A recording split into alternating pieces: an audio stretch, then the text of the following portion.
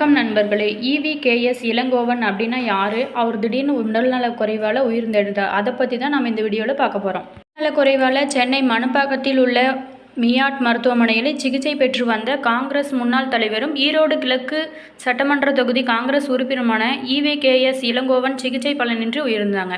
இதனை அடுத்து அவரது மறைவுக்கு காங்கிரஸ் தலைவர்கள் மற்றும் தொண்டர்கள், பல்வேறு அரசியல் கட்சி பிரமுகர்கள் ஆழ்ந்த இரங்கலை தெரிவித்துக் கொள்கிறார். இவர் 1948 டிசம்பர் 21 அன்று ஈரோடு மாவட்டத்தில் பிறந்தார். இவர் ஈவே சம்பத்தின் மகனும் பெரியார் ஈவே ராமசாமியின் சகோதரர் கிருஷ்ணசாமியின் பேரனும் ஆவார். இவர் சென்னை மாநில கல்லூரியில் BA பொருளாதாரம் பட்டம் பெற்றார். அரசியல் வாழ்க்கையை காங்கிரஸ் கட்சியில் அவரது தந்தை சொல்லின் செல்வர் என்று தமிழக அரசியல் களத்தில் அழைக்கப்பெற்றார். வகித்த தனது மகன் திருமகனின் மறைவை தொடர்ந்து 2023ஆம் ஆண்டு இவிகேஎஸ் இளங்கோவன் அந்த தொகுதி இடைத்தேர்தலில் போட்டியிட்டு வெற்றி பெற்றார். வெளிப்படையாக பேசக்கூடிய ஒரு தைரியமான தலைவர். அவர் ஒருமித்த கருத்தை உருவாக்குவர். காங்கிரஸ் கட்சி மற்றும் தந்தை பெரியாரின் முற்போக்கு கொள்கைகளை நிலைத்திருத்த தனது முழு வாழ்க்கையை அர்ப்பணித்தார். உறுதியான அர்ப்பணிப்புடனும் தமிழக மக்களுக்கு சேவை செஞ்சாங்க. எனது காங்கிரஸ் தலைவர் மல்லிகார்ஜுன் கார்கே தனது இரங்கலை தெரிவித்துள்ளார். தமிழ்நாட்டின் முக்கிய அரசியல் குடும்பத்தில் இருந்து வந்த இளங்கோவன் பெரியார் ஈவே ராமசாமியின் பேரன். காங்கிரஸ் மற்றும் தமிழக தேசிய கட்சி என அரசியல் பயணத்தை தொடர்ந்த சம்பத்தின் மகன் இவிகேஎஸ் இளங்கோவன் தமிழக காங்கிரஸ் கமிட்டி தலைவர், மத்திய இணை அமைச்சர் என பல பதவிகளை இளங்கோவன் வகித்துள்ளார். இவரது தந்தை இவிகேஎஸ் சம்பத்தின் மரணத்திற்கு பிறகு இளங்கோவன் காங்கிரஸ் கட்சியில் இணைந்து தனது அரசியல் பயணத்தை தொடங்கினார். அப்போது அவர் முக்கிய தமிழ் திரையுலக நடிகரும் இவிகேஎஸ் சம்பத்தின் நண்பருமான சிவாஜி கணேசனுடன் ஒன்றாக காங்கிரஸ் கட்சியில் பயணித்தார். 1984ஆம் ஆண்டு அதிமுக காங்கிரஸ் கூட்டணியில் சத்தியமங்கலம் தொகுதியில் போட்டியிட்ட இளங்கோவன் தமிழ்நாடு சட்டமன்ற தொகுதிக்கு சென்றார். இவிகேஎஸ் இளங்கோவன் இதுவரை இருமுறை சட்டமன்ற உறுப்பினராகவும், சத்தியமங்கலம் ஈரோடு கிழக்கு ஒருமுறை நாடாளுமன்ற உறுப்பினராகவும், கோபிச்செட்டிப்பாளையம் தொகுதி 2004 வெற்றி பெற்றுள்ளார். 2 முறை நாடாளுமன்ற தேர்தலில் போட்டியிட்டு தோல்வியை தழுவியுள்ளார். இளங்கோவன் இருமுறை தமிழ்நாடு காங்கிரஸ் கமிட்டி தலைவராக இருந்துள்ளார். கடந்த 2004-2009 காங்கிரஸ் ஆட்சி காலத்தில் மத்திய சவுளித்துறை இணையமைச்சராக பதவி வகித்துள்ளார். 1989 சட்டமன்ற தேர்தலில் VN ஜானகியின் அதிமுக அணிக்கு ஆதரவாக சிவாஜி கணேசன் தமிழக முன்னேற்ற முன்னணி என்ற கட்சியை தொடங்கிய போது அக்கட்சியில் சார்பில் ஈரோடு பவானி சட்டமன்ற தொகுதியில் போட்டியிட்டு இளங்கோவன் தோல்வியடைந்தார்.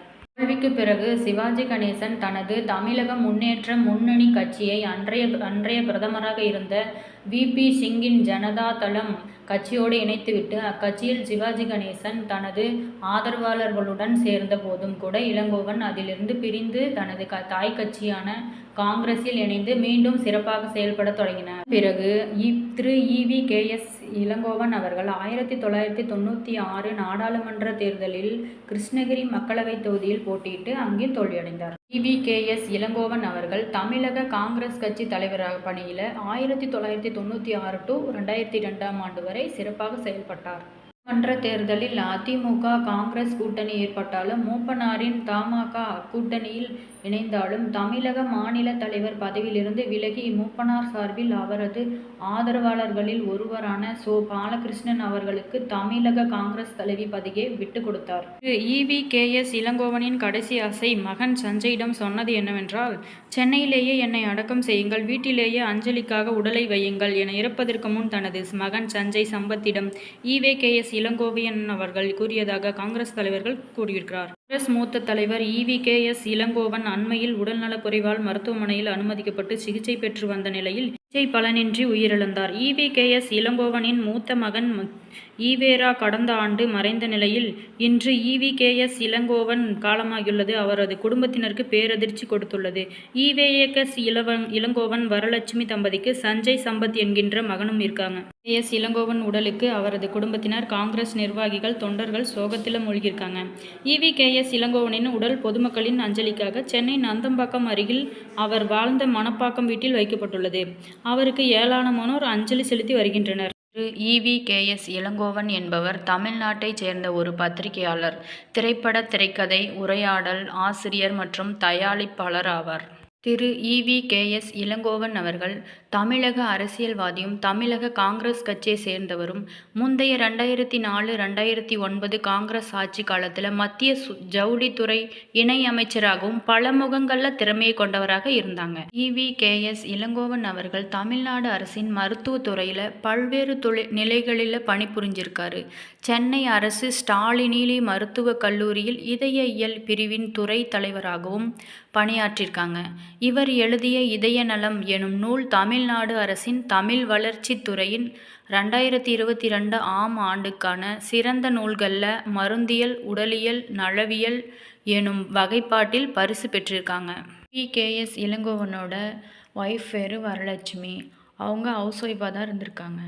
தமிழ் மாநில காங்கிரஸ் கட்சி மூப்பனார் காங்கிரஸ் கட்சி என்று அழைக்கப்பட்டது. இக்கட்சியானது 1996ஆம் ஆண்டு அன்றைய தமிழக காங்கிரஸ் கட்சியின் முன்னணி மூத்த தலைவர்களில் ஒருவரான ஜி.கே. மூப்பனார் அவர்களால் ஆரம்பிக்கப்பட்டது. பெரியார் என்று பரவலாக பேசப்படும் ஈ.வே. ராமசாமி சமூக சீர்திருத்தத்துக்காகவும் சாதியை அகற்றுவதற்காகவும் மூட நம்பிக்கைகளை மக்களிடமிருந்து களைப்பதற்காகவும் பெண் விடுதலைக்காகவும் போராடியிருக்காங்க. கோவன் அவரோட திருமகன் ஈ.வே. ரா ஓர் இந்திய அரசியல்வாதியாகவும் தமிழக சட்டமன்ற உறுப்பினராகவும் இருந்தாங்க. இவர் தமிழக காங்கிரஸ் கட்சியின் மாநில பொதுச் செயலாளராகவும் இருந்தாங்க. திருமகன் ஈ.வே. ரா 2023ஆம் ஆண்டு தமிழக காங்கிரஸ் கட்சி சட்டமன்ற உறுப்பினராக இருந்தாங்க. இவர் திடீர்னு நெஞ்சு வலியால் எதிர்பாராத விதமாக மரணம் அடைஞ்சிட்டாங்க. பின் அவரை விட்டு சென்ற ஈரோடு கிழக்கு சட்டமன்றத்திற்கான இடைத்தேர்தலில் தி.மு.க. காங்கிரஸ் கூட்டணி சார்பில் ஈ.வி.கே.எஸ். இளங்கோவன் காங்கிரஸ் கட்சி சார்பாக சட்டமன்ற வேட்பாளராக நிறுத்தப்பட்டு வெற்றி பெற்றிருந்தாங்க. சுமார் 39 ஆண்டுகளுக்கு பிறகு தமிழக சட்டமன்றத்திற்கு தேர்வாகி இருக்காங்க.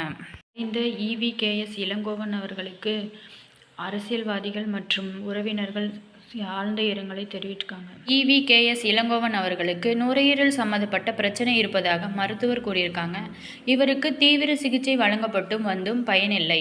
தேசிய இயக்கத்திற்கு இந்த இழப்பு மிகப்பெரிய சோகத்தை ஏற்படுத்தியிருக்கிறது. ஈ.வி.கே.எஸ்.